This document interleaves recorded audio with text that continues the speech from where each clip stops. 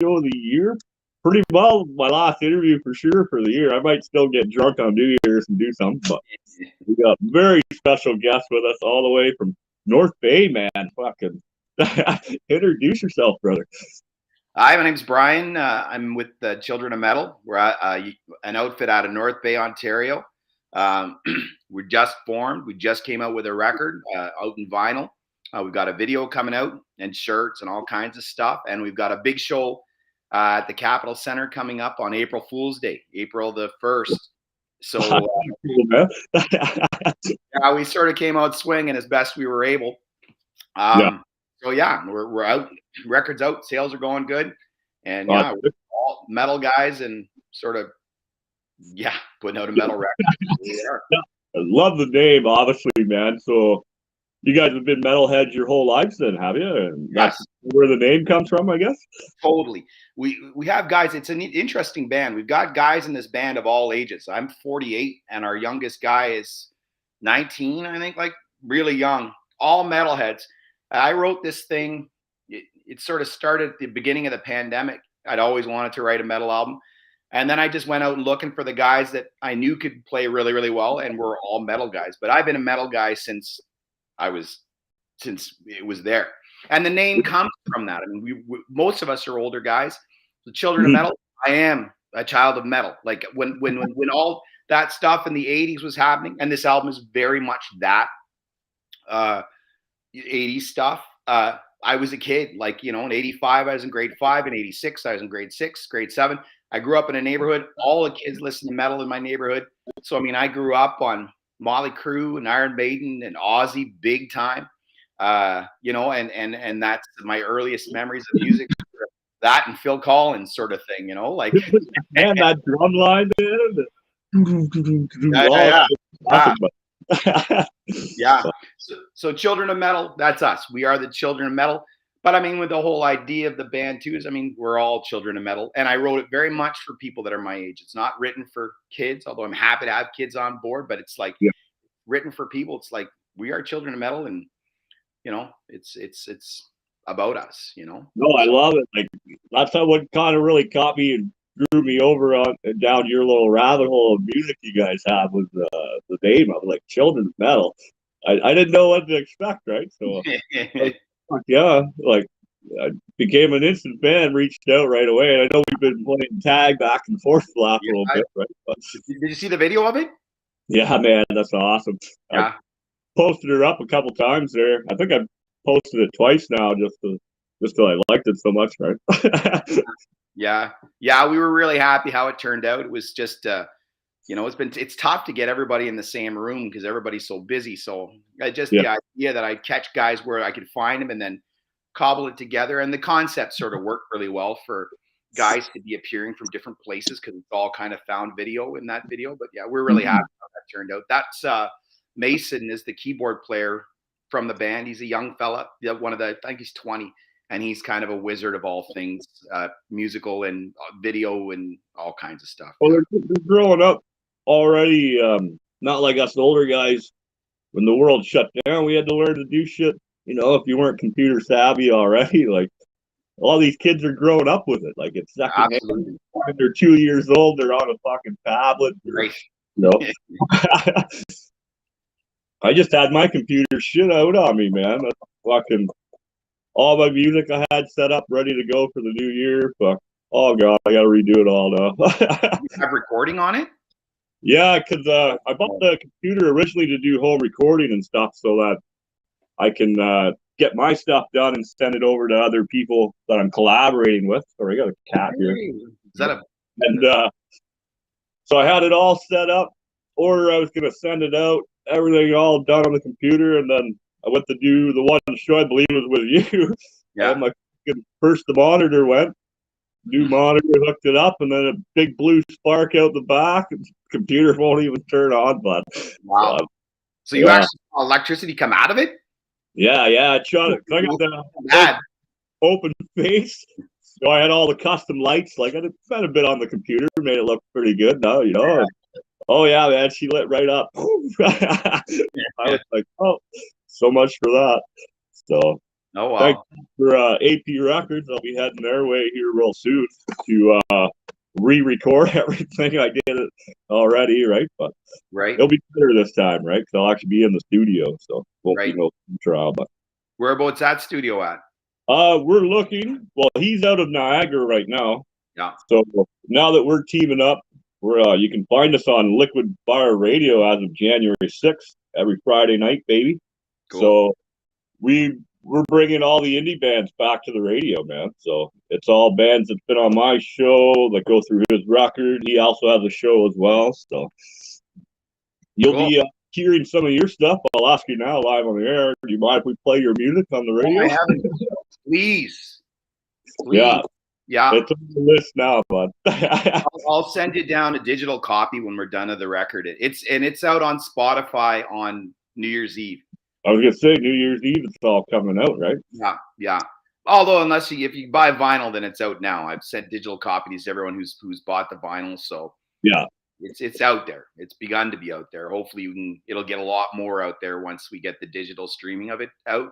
You know, yeah. Yeah, it's a little easier to distribute nowadays, especially with the with the social media and shit, right? So yeah, yeah, yeah, and then but just generating a presence, right? And then guys like you show up, and it's like, all right, awesome. Like that's generating a presence. It's great. well, this thing, I know Spotify will give you concert alerts on bands and stuff you're following and shit, right?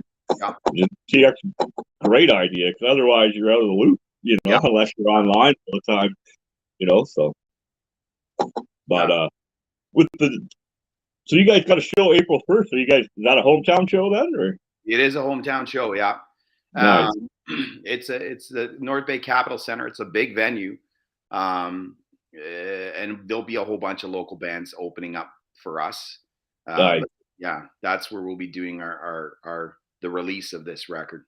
So I'll be sick, man. I'll probably be in the area, man. I'll have to. You're in Sudbury. Yeah, you're an hour away. Yeah, so yeah, that's not bad at all. No, yeah. And I mean, yeah, the more tickets we can sell, the better, for sure. We need to sell a lot, for sure. If it's gonna on sale, send me over the link. I'll make sure I keep it up on the page here, man. Sure. And then yeah. You make it through the holidays, okay, man, or what? The holidays are still sort of going ahead great. We just moved to a new house here, so we've been very busy, sort of getting this house set up, and it's and then also releasing this album right in the middle of that. Like the album came out on December the 10th, and I think we took possession on the 9th or something like that. So it was pretty, and so people are getting a hold of me. I said, I'll deliver records, like anything you can do to sell them, right? If it means I got to run them around town, then that's fine, So it's been crazy keeping up with that, and then just trying to get moved in at the same time. And it's been pretty steady, the sales of it, which is good. No, that's good, man. Yeah. It's kind of a catch-22 in this day and age, where it's like, if you don't put out a record, or if you don't do something to make a bit of a statement, people won't pay attention. But then if you do put out a record, everyone's like, well, I'll pay attention to it, but I won't buy the record. You know what I mean? And it's like, I don't know how you expect me to make this work, guys. You got to work with it. But with that being said, I mean, I'm really happy with the way things have been selling. Like I say, it's been pretty steady. And it seems to, it's steady. And hopefully we can sell enough that we can break even. That's sort of the whole project. When I started into it with these guys, I said, like, this is going to be a bit of an investment for sure to do the things that we want to do, but we want to try to make a statement. And hopefully, like I say, at the end, we don't lose too much money. And if things go really well, we won't lose any. But, no. But I mean, and people they don't understand that being a musician in this day and age. I mean, that's the reality of the situation, right? Like, it's like, well, they're so fascinated with what's on TV, all these fucking talent shows and shit they have on nowadays. Like, then it's instant fame, instant money, but right. They don't, the actual bands like Metallica and Slayer used to be local fucking bands that played at a bar, Right. Yeah. And I mean, and nobody will pay attention, I'm hoping too, in sort of in a post-COVID world, people start to pay closer attention. I think that could potentially happen as the years go on, where we see sort of an explosion of more local art scenes. It'd be nice to see that happen, but it makes I think I don't know if it's from my end because I'm always looking for the local artists and stuff, right? Yeah. And then I'm always finding our art scene and local art scenes all around the world, with especially with this show. It seems to be really flourishing and already almost ready to, just like you said, explode. Right. And just unload. Right. Because I mean, like, yeah, I mean, after my thinking is like after COVID, a lot of people don't want to go out anymore. And it's like to go down to the ACC. I don't even, what the hell do they call the ACC these days? I still call it the ACC, the Scotia Bank Center. Yeah. Probably like Simcoe Center or some shit. I don't know. I'm talking the big one in Toronto. Yeah. To go down there and see Metallica, say, what's Metallica going for these days? Like $300 a ticket? Oh, fuck, probably at least. I know they're playing the double show in Montreal coming up in the new year. And I don't know if it's sold out. I haven't even looked at tickets because I already figured there's 300-400 for nosebleeds. Right. Right. What's what I mean? Like, so I mean, at some point, you know, it's like people are going to wake up to the fact. I think they could in a post-COVID world where it's just like for $300, you can get a cab downtown, take in a band, have supper, have all the drinks you want, and get a cab home for 150. You know, and $300, that's your ticket for Metallica. Get your hotel room, get your dinner. Like that's like you're looking at a $700 night out. You know, and you're not having to be home, and you're sleeping in your own bed. Like I don't know. I think we're poised for something where more local stuff becomes a lot more captivating for people. You know, I hope so. That'd be great. Easier to promote and sell, like you said. That could be party. Like, come on out. You know, for $150, you see 4 bands, you get dinner, all the booze you can drink, exactly, and you go home. Safe ride home. This show that I'm playing is $10, and it's a nice venue we're playing in, really nice. And that's what I'm trying to tell people. I'm like, you know what? Like, it's North Bay's a small town. Like it's this. I always say it's the biggest small town in the world. Like it's for 55,000 people, but if you grew up here, you know everybody. So you know, if people go down there, even if you don't like the music, that's fine. I said, let us be the soundtrack to you guys all just hanging out and drinking beer, you know? And, exactly. You know, it's a comfortable venue. You've got comfortable seating. It's going to have great acoustics, you know? Just let's make a party. And if enough people come, like, I'm not going to make money on it. If enough people come, I promise you, it'll be really fun, you know? But we're doing more stuff like this collectively, you know? You know, and sort of not going into the big city. God, great. Make it easy to organize and even set up. I know right now where our venue, we have 2 shows every year on like a little private venue and stuff, right? And we're fighting with the town the whole time. Like, let's bring it public. Let us sell tickets to this thing. Let us bring people to the town. You know what I mean? Right. It's such a pain in the ass. What's their issue with the venues not licensed, or like we're not allowed to set up a permanent structure in that sense, because as of right now, it's technically a hunting camp. But the guy's main goal with his land is to make a trailer park based around music in that sense. And then outsiders come in for the evenings and have a campground set up for, say, our crowd. We all camp in tents, all the metalheads, you know what I mean? Yeah. And, we do a big pig roast and stuff like that. But the town's, I don't know, there are noise complaints. We're 3 miles closest person to us, you know. It seems to be a lot of fucking loopholes, and then they want so much of this, and they want their money out of what we're doing, basically. And it's like, our money's like, we don't even make money. We invest all the money into it. We pay the bands right out. We don't charge the people that come at the moment, just to keep us rolling it and keep the name going, you know? So, like, right now it costs, we were almost $5,000 last year to do the 2 shows with the food, everything, paying the bands and that, right? And it's not an easy business, like you said. You're not going to make money right away. Right? Well, you gotta love it for sure. Yeah.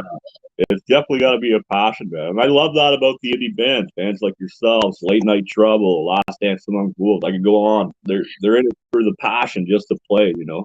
Like $10, $20 shows, 3-4 bands, right? Like, when we started into this thing, I mean, the guys I picked, I just said, look, I want to make a record with you guys that we all love. And when it's all said and done, if we play this show, we'll do a show. And if we play it and there's one person there, I don't care one bit. It's we want to make something that we love. We want to make something we believe in. Like you just talk about passion, right? Friggin' Mhm. right. And that has been this record, and we do love it. We love Yeah. this. I love it. I listen to it all the time, and I'm really happy about that. That I made something that I want to hear all the time. And yeah, and so at the end of the day, it is purely passion, without question. And we put, like I say, we've invested some money into this thing, and it's like whatever. You know what? If nobody shows up, we get to play this thing on a really cool stage. I'm fine with that. Yeah. So be it. Right. No, you get to be on that stage, and nothing beats being on stage, though, brother. Like Absolutely. musician, like we just Absolutely. strive for it, crave it. Yeah, yeah. And playing this music that we love. If there's one person out there who feels it, our life is things went very well with this project, and we're all really happy. Yeah, Right. yeah. It's amazing to see all through the white noise and find the people with the real passion, and not just the people out for the money. And you can almost, I don't know if it's because I've been doing it so long, I can tell right away. Like I probably won't listen to support that band. He's not really fucking into it. Right, But right. to find your music and others like in Storm all the way from Russia, our buddies from Israel, I can't pronounce the band name though. They're hard, and their passion goes into the music, and you feel it as a listener, as a fan. That really hits home when I hear that music. Yeah, absolutely, absolutely. And I also this thing you'll hear, and you've heard a bit of it, but I think that's throughout. If you know what, if the people can't hear it, I sure as hell can, and that's fine. You know what I mean? If they don't hear the passion, I hear it, and that's all I care about. And the guys in the band hear it, and we're all quite happy with it. So beyond happy with it. No, that's perfect, man. So fantastic to hear. A new band too. That's awesome. All experienced musicians. We've all played in a million bands before. But about to ask you about that. I've been playing I do a lot of different music. I've been playing for 35 years, and I actually write a lot of musical theater, believe it or not. Oh no, let's dive into that a little bit, man. Yeah. Always fascinated with that, right? What's that? Sorry. Always been fascinated with Broadway and play music and like. Yeah, there's a local theater group that I've written a bunch of kids shows for. Like the last one was all based around punk rock music. My love is heavy metal. There's no two ways about it. But yeah, you're right. When you get into that stuff, especially for little ones, like I try to jump into all genres of music. I'll have a little metal, a little country, and a little punk, and like you name it, a little bit of everything in there to expose young kids to interesting music. But yeah, I've done a lot of that over the last years, and I've been in lots of bands, and I've released other things before, but this is the first metal album that I put out in my life, and that's my love. That's always been my love. And I was fine. I was in Cuba. I was on a beach in Cuba, and it was right at right when the pandemic was coming. I was out there with my girlfriend. When we were driving out there, they were making the announcements that all the airports would be closed and everything was going to be shutting down. And and we were in Cuba, and we were like talking to the people at the desk, saying, "Okay, so like, are we getting out of the country?" And they're like, "Yes, you guys will be one of the last planes out of here before the whole world shuts down." And I remember, it was crazy. And I remember just sitting on the beach, pounding beers, and I'm like, "This is nuts. This is really uncomfortable. Like, what if we get stuck in Cuba?" And I just remember thinking, like, the world's it feels like the world's sort of ending in a way. And it was a dark feeling in Cuba. I remember just thinking for those Cubans, I'm like, this is a pretty rough economy. This is going to be really tough on these guys. I mean, when the tourism all dries up, it was bleak. And the resorts were emptying out. There was nobody there. And I was sitting on this beach, and I was like, it's time to write this heavy metal album. Like, the world is a dark, creepy, weird place right now. And I just was like, and it needs music that reflects that.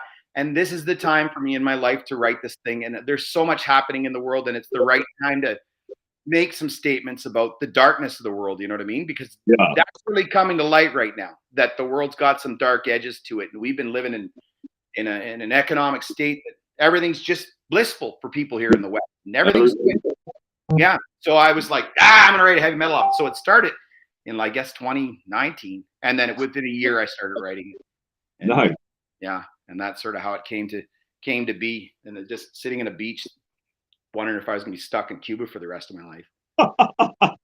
Yeah, I was I went on a road trip right before the world shut down, all the way down to Mexico and Arizona and stuff. That was actually the beginning of the show. Was right when all that shit happened. Cool. I originally went down to interview a band out of Tucson, Arizona.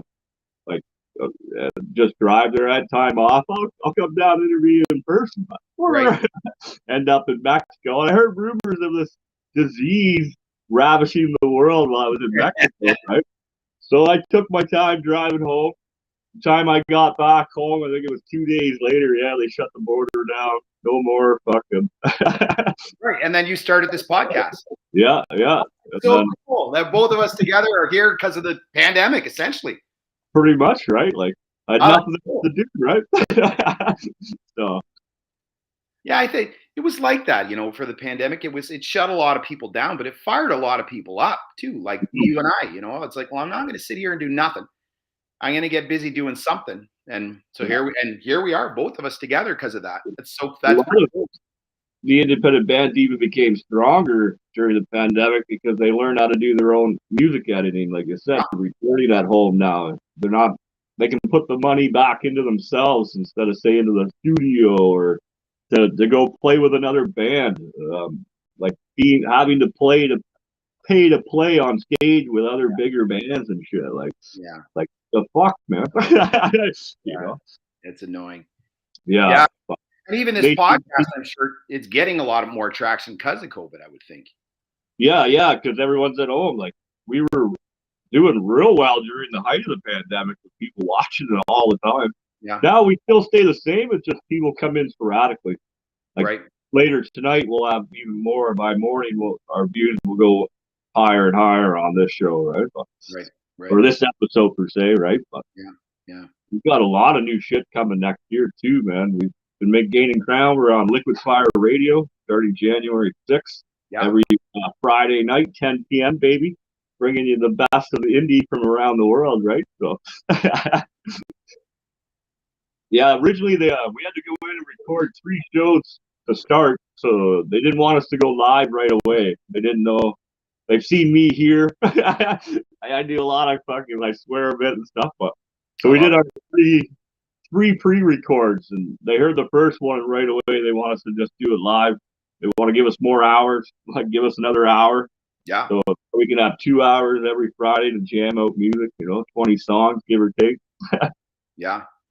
And that's cool. And you see you got people coming in from all over the world at this point. Yeah, man. Like a lot of our viewers, we got viewers, guys from France, all the way from New Zealand, South Africa, Australia, Venezuela, Colombia, Mexico. Obviously, our main hub's out of here in Canada. When I had the computer, I could check out every country and every little spot in the country of people, right? But my tablet's not powerful enough to pull any of that up, right? It just gives me the 5 top countries, right? So right now it's Canada, U.S., Mexico, Brazil, and Venezuela, I believe. We're hoping to do more promotion of our stuff in South America. That's been sort of a desire for me, anyways, is just to get, because from what I can gather, there's a pretty vibrant scene out there. And like I said, this is really very 80s inspired metal. Like a lot of people have heard it and they're like, this isn't metal, it's hard rock. I'm like, yeah, but it was metal. Like there's thrash in there. There's no doubting that stuff's metal, but a lot of it's like Aussie, and it's really heavily influenced by Aussie stuff. But a lot of history in that sense, like even blues at one time was considered technically metal, the devil's music, Exactly, right? Elvis Presley got banned for his rock and roll on TV and shit. Right. And now it's on easy listening, and I like. And so I think a lot of people have heard this and they're like, it's not metal. I'm like, well, it's not by the modern sense, but if you are there from the day, this is metal. Like this is heavily influenced by Metallica. Metallica is still firmly in the metal camp.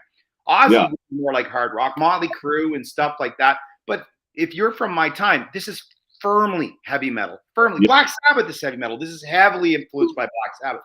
Yeah. But when we look at the South American market, it seems that there's still a real fire down there from music from that time. And so I've often thought that I'm like, this, I feel like would really land well in that market because people are really interested in this era of metal. And like I said, this is the era of metal that I grew up in, right? So Yeah. Now I'm gonna pronounce this wrong. I think it's Enigma, a band that just signed with us at AP Records. mhm.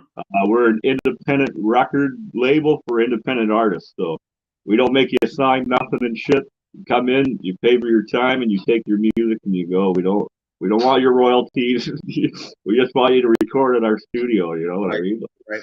So we're a lot more details when Brandon's on the show. He's my partner in crime for all this, right? So we'll go right into detail on how that's going to work. But yeah, the one band, the guys from Scotland, but the rest of the band's from Colombia. And talking with him behind the scenes and shit. Younger kid, he's in his 20s, so it was hard to get information out of him, right? Like, but you know, you and I, we've been carrying on conversations for 4 years, right? This kid, you know, height of the pandemic, spends his teenage years by himself, right? Not much of a talker, but his music's fucking phenomenal. But the scene down there, like you said, it's going back almost to like the Sabbath in the 80s and 70s music for what they're thriving and what they're craving, you know? So. Right. And that is this record. Like a lot of people hear it and they're like, you're not screaming on it. I'm like, no, because that comes sort of more in the 90s. We start to hear that stuff, you know, even in the mid 90s, you know, Slayer gives birth, you know, and that's a broad stroke, but I mean, Slayer is sort of one of the big ones that gives birth to that really kind of stuff. And this is just not capturing that era. It's stuff that is before that. Yeah, no, I'm singing in there. Like it's melodic. There's not a lot. There's no real heavy screaming in there. No, like you can almost. It's just the way Megadeth, his voice sounds. He sounds like he's growling. Yeah, that's just how he sounds. Yeah, yeah. Said Slayer for sure, man. We're huge into the bringing that as part of us, almost a vocal. In that sense, because before it was like Dio, you know, Sabbath, like you said, 80s hair rock, where the high notes, you know, like an opera in that sense.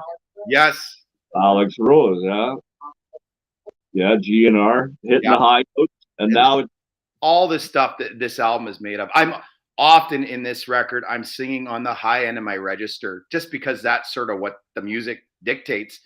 It's going to be interesting live to be working constantly at the high end of my register. If I'm not really working out before I do it, I'm going to burn up my voice pretty quick. Because some of the guys, when they heard it, they're like, oh man, I didn't know you could get that high in your register. I'm like, yeah, if I work at it, you know.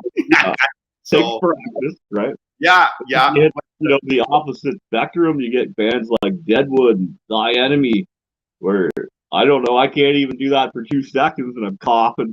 Right. That growl, you know, that as low as you can go. Yeah, like So as your range then, I guess you were just saying you practice that. You go from your highs to your lows. Like Yeah. Before you get on stage, is there a routine, a little scale you go through, or it depends what sort of I'm up to on stage, because I'm on stage for, like, I do theater stuff as well on stage. That's right. Right. So it depends what I'm doing. Like but yeah, I'll always do something for sure.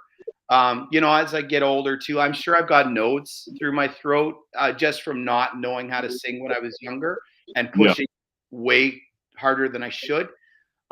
So if I don't do stuff, then the nodes come in, and sometimes it sounds really cool, but I mean, every time you sort of scratch those things up, it gets harder and harder to sing at all, you know? So yeah, no, as I get older, I do it. It's like everything as I get older, I have to do, you know, longer and longer warm-ups.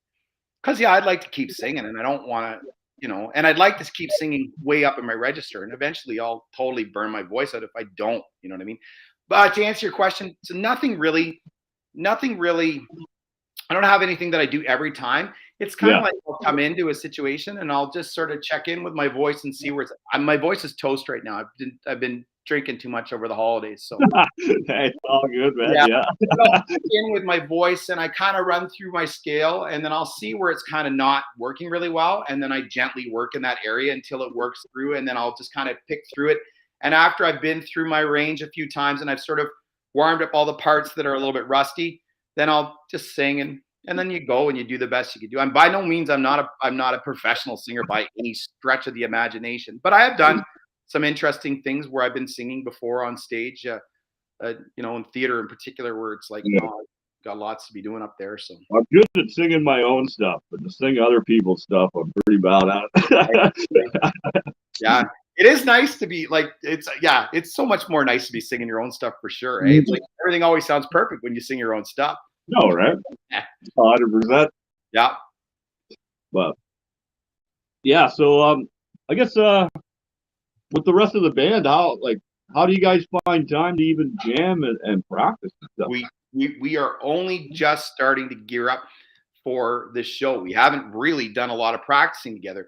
This was recorded. How the recording of this album went was I laid down all the bed tracks for everything, and then I got all these guys just to come and record over top of it. And so this was recorded in a really, really very pandemic way, right? Like, so every part was taken from different places. Like, very few times have this group of guys been in the same room together. And I just, when at the outset, like, it's hard to sell guys on a project like this, like, you love metal. Like, yeah, I love metal. I said, well, then listen to the demos. And if you love it, all I'm asking you to do is just take my guitar and my drum parts and make them 100 times better. And so then I would go to each guy's house. We're only just starting to enter into a rehearsal period right now where we're rehearsing for a show. And the way that this was proposed to these guys at the outset is, I'm like, this is a project. I'm not asking you necessarily to be in a band, although between you and me secretly, I was like, I hope when this is done, you make a band. I said, there'll be, I'm going to put a record out. I'm going to do this. I'm going to do that. This will all be done. I said, so just come, and if you like the demos and you think it's cool, and and you can add to it, and I know you'll be able to add to it, then just I'm going to show up at your house, I'm going to record you, I'm going to leave you alone. Yeah. And a lot of the guys, I think, at the start were very hesitant. They're good friends and lovely dudes, and they know that I'm a competent musician, but I think they were a little like, how is this going to work? I've done tons of recording before. I'm good in a studio. So I knew what I'd be able to cobble together, provided I captured good performances, right? When it was all done, I'd have these things together and I'd play them for these guys. And you could see them. I think they're kind of like, it sounds okay, man. And I'm like, wait. Once I have it all put together, like, I got to spend like 10 or 15 hours before I even send it to the mix engineer. You know what I mean? Just getting it all in one piece. And once they start to hear the actual finished demos, then they were like, oh my God. I'm like, I know. I told you from the start it was going to be this good,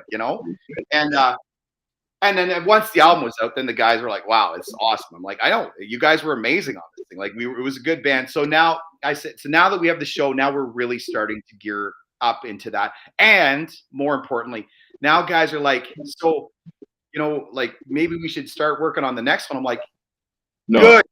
Good. Yes, we should. Right? Yeah.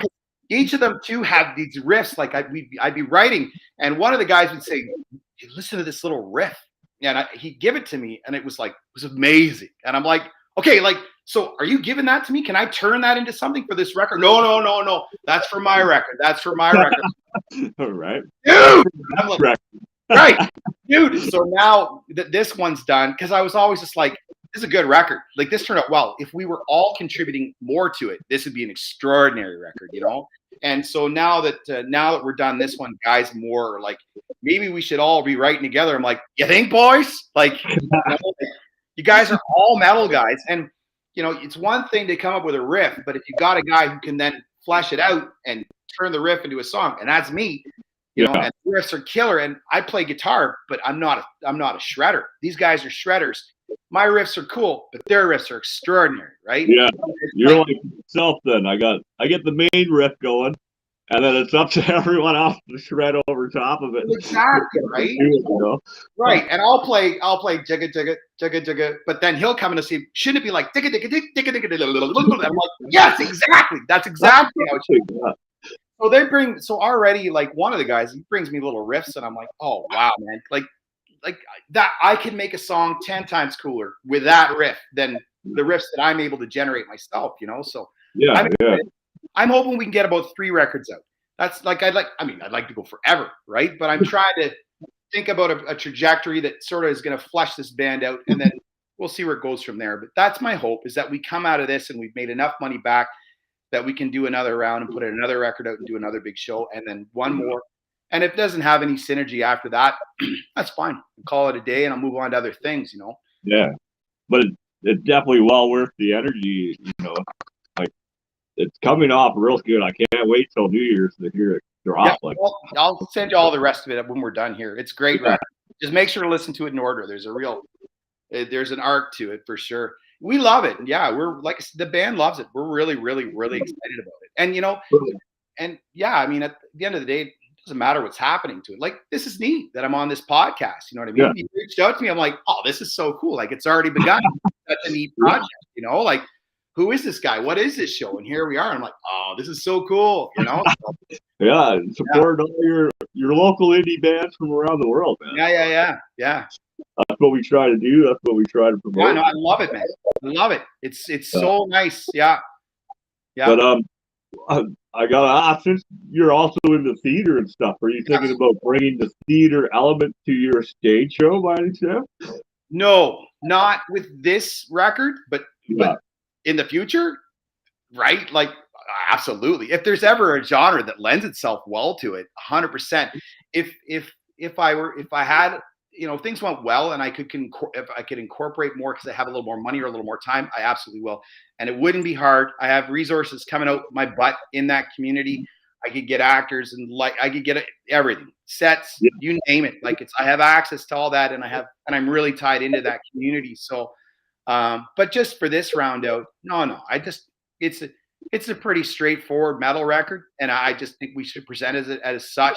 But who knows in the next one? And I'm already starting to think about it more. Like, I'm picturing almost like a pre-filmed theater on a big screen behind you guys that go with the songs you're playing and shit. All of that. Right? Yeah, there is some theater on the album. You'll hear that. No, to answer your question, no, not for this round. In the future, 90%, it's going to get more theatrical. Something somewhere along the lines, right? Yeah, metal's fun and it lends itself well to that, and as if you don't want to come in and see like somebody like doing incantations dressed as a witch on the stage before the band goes, like, oh, this is so much fun, man, right? Yeah, that's for the next round, right? Yeah. You don't want to come out too strong, because then how do you top that next time? Exactly, right? Exactly. Yeah. So next time around, we'll make it bigger, and it'll be Act 1, Act 2, and Act 3. And the closing act will be the biggest and weirdest one of all. Yeah, man. Let me know. I'll be part of that for sure. Yeah. Oh, I hope you and I are doing all kinds. Everybody is doing all kinds of great things. Get the whole audience into it, right? Absolutely. Horror show and stuff, or Rocky Picture Horror Show, Done. Done. Love it. So yeah, for sure in the future. I can say on the record, there's definitely a little bit of theater in there. You'll hear it when you hear it, but yeah, not too much just yet. That's good, man. Like, well, I'm looking forward to watching the evolution of these 3 records. Yes. I'm a big fan of concept albums and shit too. Yes. Good friends of mine from D-Spell, they do D&D inspired and like ancient mythology inspired music. Their first album was all about Dante's Inferno and the music that goes with it. It was just awesome, man. Yeah, I think this record flirts with the concept. Certainly, if you read through the liner notes, I definitely have some intentions with some of the messaging of the music, and it's all very positive. It's dark too. Like, I talk about the end of the world, and Sounds of War is a nasty song. Like, it's singing about war and how crappy war is. Certainly, I love the video starts like that, like the old footage and everything. It's like, just sucked me right in, but I was like, I gotta go with these guys. Yeah, it's an ugly video. It's about how crappy war is, But some of the stuff is really, really positive too. It's like, like, let's be our best selves out here. There's a whole world full of problems that need people who want to attack them aggressively, and the world needs good people doing their best, So I think a lot of the records about that. And then when it's not talking about that, it's talking about how crappy the world is. So it's metal, right? right? Yeah. But And like you said, you wrote it once. You wrote it as the dark cloud of the world rolled in, yeah, essentially, and for our generation in that sense. Like absolutely. you go way back inside, the Spanish flu, they had like tuberculosis and killed millions, right? Yes. And you go even further back, every generation has something like that. And yes. And the essentially, artist, we kind of got lucky. yes, Know. yes. In the context of history, it wasn't a terrible pandemic. I mean, things could have been a lot worse. We have a lot to be grateful for sure. Yeah, 100%, right? Yeah, yeah. I mean, it's sad for a lot of people got hurt, and that's not good. But wow, yeah, no, it certainly could have been worse. I mean, even you got people out of World War I and then into the Great Depression, and like and then straight into World War II, right? Yeah, Those yeah. people were here. It was funny. I remember, might have been a comedian talking about it. He's like, "Yeah, when 9/11 happened, my mom was drinking tea, heard it on the radio, then went and played bridge, but she was there with the bombing of London and shit. Right. There was only one plane, not even close to me. Right. Go knit with my lady friends and shit. Right. I mean, put on for her like nothing. But life will always go on. Yeah. It's all how you perceive it and deal with it. I guess in that sense, Right. And to be an artist I think that's what it is to draw, is to look at the darkness and the light and to bring that to attention of people. That's what artists have always done. It's from almost give artists as an edge to dealing with these situations in that sense, Mm-hmm. We always have an outlet because our art is our outlet for whether it's our anger or depression or our happiness. Yeah. We're always releasing that energy regardless. Like we never holding it in that sense, letting it build up and destroy you, right? Yeah. It's too bad, that more people don't embrace art. People just if you can't color within the lines, then I'm not an artist. And it's like, no, you should be coloring something in one way, shape, or form always. It doesn't matter if you can color in the lines. Yeah. Oh, I know. Like our art, our education system's gone fucking weird. Like we no longer have arts and phys ed, and we're taking out all the creativity in school. More and more.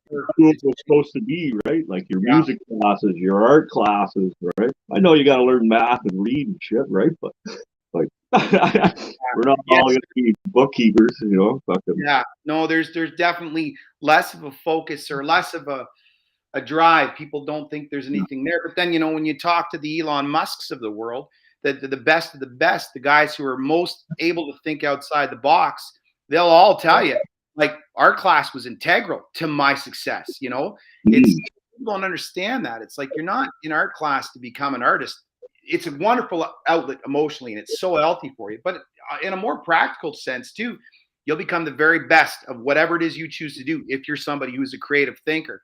People lose. They don't know that. So the schools de-emphasize the arts programs in favor of science. We're getting rid of the science, which is also, I believe, a great outlet as well. Like learning, you're always constantly learning and pushing yourself, like you said, regardless what it is. Yeah. No, I agree totally.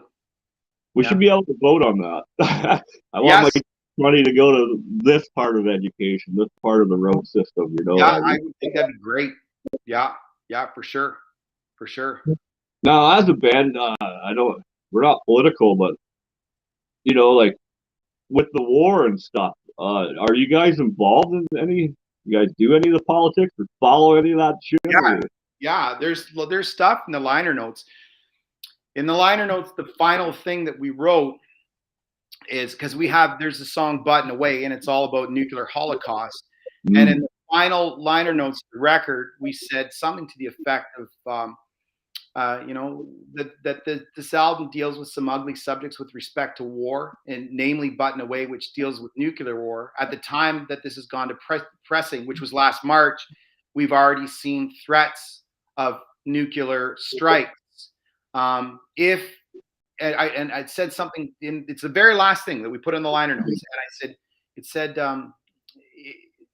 if you find this content disturbing, good. Talk to your kids about it.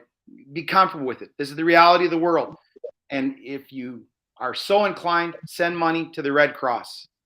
The Red Cross has been the front line of every war that's happened in the last 100 years, of every human rights situation. The Red Cross is there. So our band has very publicly gotten behind the Red Cross, and we encourage donations to the Red Cross. They're there for the crappiest situations. And in a world where there are so many people talking about all kinds of problems, I don't care. Most of them don't even come close. Not really any of them come close to the business of war. I don't care what you're going on here, what you got going on here in North America. Almost definitely, it's nowhere near as bad as what those people are sorting through in the Ukraine right now, or in any one of the other places in the world where war is happening. Africa, even, Yes. North Korea, maybe. Yes, and there's so many. The stuff happening in Africa right now it's bad stuff, and people don't want to hear about it because it's so scary. And it's like we should be talking about this. If we want to change it, we need to understand it. And I think if people had a better sense of what was going on in Africa in particular, they'd be like, that's really frightening. I'm like, yeah, be scared, man. Let's change it. Let's get behind people. So yeah, we're big proponents for the Red Cross because they're the people that go into these places and help the people that are all banged up. So yeah, the reason I asked this question, I never asked nothing about politics or anything. Yeah. But I figured you're about my age. You seem pretty educated in the subject too. Yeah. Just shooting the shit, like to go and be a big advocate for the Red Cross. That's huge, man. Yeah. No, I think it's a great organization, and like I say, these people are on the front lines of in the worst places in the world, helping the people that, as far as I'm concerned, are most in need of the most help. That's another thing with our school systems and the way I still agree with the 4-year mandatory military service right out of school, Yeah. Then you're allowed to go out into the world, decide what the fuck you want to be. Yeah. An interesting concept in countries where they have young people doing it. Like I know in Israel, if I'm not mistaken, Israel has that. And memory serves, I met a guy years ago, and he said, I wasn't really into being a soldier. This is just him, but it taught me so much in the way of responsibility, and it taught me civic duty, and it taught me about maybe more mindful of international politics. And ultimately, at the end of the day, what I took from it was really, really good. So, yeah, I don't know if I'm an advocate for it. I'm sign up to go to war, but like to do the military training in that sense, or even to have that guidance at such a young age. Yeah. You're just sent into the world. Here you go. You're out of high school. You either go to college or see you later. It's going to give you some discipline, that's for sure. Yeah. Most kids, they don't even know how to run their bank account or write a fucking checkbook, or it took me years to figure that out afterwards. Yeah. And even now I still have someone help me make sure I'm on budget.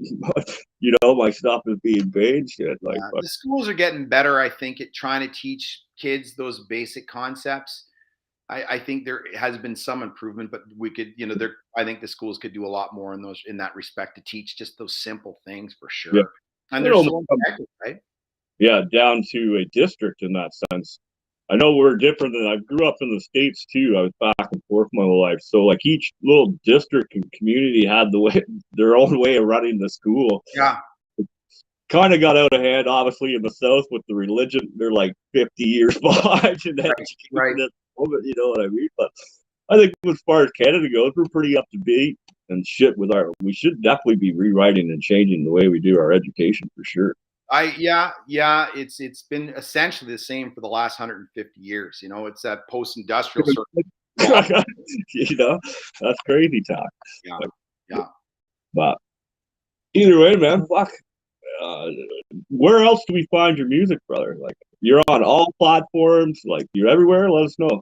As of Friday, I'll be on, Friday is the 31st, New Year's Eve. We will be on Spotify, Apple Music, Amazon Music, and Pandora if you're in the States. We don't get that in Canada.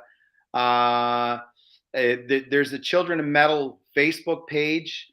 If you reach out to any one of us through that page, we have vinyl for sale. I'll ship it to anywhere in the world, provided you pay shipping. Albums $30. At $30, we make $0.00.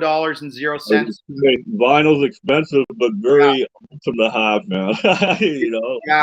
It's $0.00 is what we make from that vinyl. We're just trying to recoup our costs and get ourselves out there with that. Sales are going good, but yes, we'll ship to anywhere in the world. But you know, if it's $20 and $50 to anyone who wants one, just know that we're not making anything off it. And I will say too that the vinyl press that we did get is beautiful. It all turned out very well. Always Well, sort of run a risk. next week, because I'll be up in the area, man. I'll pop over and I'll pick up a vinyl and get you to sign it and shit for me, man. Please. Everyone that we sell really makes a huge difference for us, for sure. And in getting to the next record, you know, like if it's just, we have a pool of money and we're hoping to get it back. And if we can get it back, then we can do it again. And like I say, we're not trying to make money. We're just trying to get our money back so that we can replenish the pool. If we lose it all, that sucks. But I will say it's a very, very nice pressing. The guy that we got to do our vinyl, like our mastering, was an excellent mastering engineer, and the vinyl masters came out beautiful. It's a really, because there's different quality of sound with vinyl, right? And in the end, when I put it on, I was like, oh, dude, you did such a nice job with this master. So they're very good sounding records. It's nice, thick vinyl, really heavy cardstock. We got a company out of Toronto, and the guy assured me, goes, "You're gonna get the best. You're gonna get the best." And I was like, okay. And I got it. I'm like, oh, wow, sweet. Like, oh, yeah. Paid off, eh? What's that? It worked out then, you know. It's a really, really high quality record. We're really happy with it. So if people want to buy it, please, I can assure you, you'll be happy with the product for sure. It's all shrink wrapped, really beautiful. Cool art, cover art. We had a guy out of Toronto, Fisher Zerko. He's a spectacular artist, a really, really neat artist. And he did our cover for us. And I could send you a link for him too. He's a really interesting guy, and he's kind of a metal guy too. Yeah, he's interesting for sure. So send any links over and I'll update the title.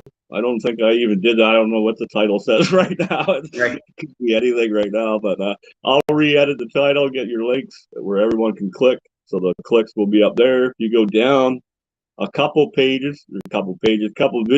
I know I posted up the video and everything, right? Right. Cool. Up your stuff and that. So, but yeah, fuck. I love the artwork though, man. Like, that's the best part of it. I remember being a kid. You'd buy the CD or you get the vinyl, or go through my stepdad's vinyl, and you pulled it out. And you get all the artwork and the story stuff. You know, like the lyrics, and you get everything with it. That's the best part of it all. It's so nice to have vinyl. And when I talked to that fellow there, he said, "You know, what do you want? Like, what kind of art?" Well, it's an '80s metal album. I said, there needs to be some kind of a ghoul. He needs to be coming out of something that he just blew up, and he needs to look pretty happy about the whole situation. That was every album by every guy in the '80s. Certainly Iron Maiden with Eddie, but Megadeth had it. Like, everybody had it. It was always some kind of devil coming out of destruction, going like, you know, like. So I said, that's what I want for the cover. I'm not gonna break the mold, man. This is an '80s record. So he's like, cool, done. I'm like, thanks. And he gave it to me. I'm like, oh wow, that's so cool, man. The devil will always sell your records for you, right? Exactly. One of my biggest supporters. So yeah, that's a pleasure to talk to you today. Fuck, that was fantastic, brother. Yeah, you too, man. I so appreciate you reaching out. Yeah. Sorry it took so long. I know we played tag for a while there, but we figured it out. Got you into the end of the year. Last show of the year, baby. Children. Yeah. You're like the newborn Jesus for Christmas. Yeah, comes out on New Year's Eve, eh? What time? I'm assuming it will be out like at 12 o'clock on Thursday night. Do you know what I mean? Like, it's like when you wake up, it should be live. So when I just checked in the other day to make sure that everything was on track for that, and from what I can see, it's because you have to submit it and you have to get it to go through a bunch of checks with all those big streaming services. Yeah, everything's poised and ready to rock. So when you wake up Friday morning, it should be live. Awesome.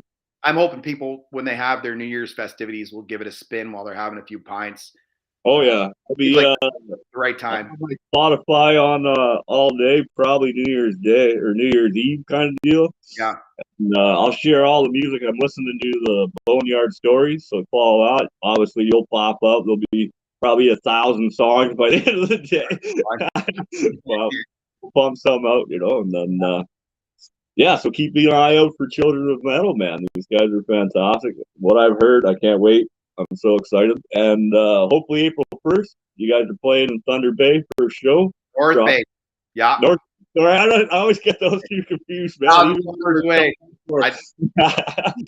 I spent so much time in Thunder Bay, man. It's ingrained in my brain now. Hopefully I'm around. I should be around then. I should be able to check out that show. I'm laid off till spring, I think, so we'll figure that out. But yeah, man, check us out. We'll be live coming at you with AP Records over on Liquid Fire Radio. January 6th, man, 10 p.m. Check us out. We're bringing all kinds of indie bands, man, such as yourselves, to the show. So you guys are now on the playlist, so we'll get you up and running next time we're in the studio to do our show, man. We'll get you up there. Appreciate it. Awesome, man. Thanks a lot, brother. Send me the links after the show, and play loud and play proud, people. And we'll probably see you New Year's Eve for a few minutes. I don't know. If not, we got huge shit coming next year, so we'll be early in the new year. We'll do a update and let you guys know what's happening. So play loud, play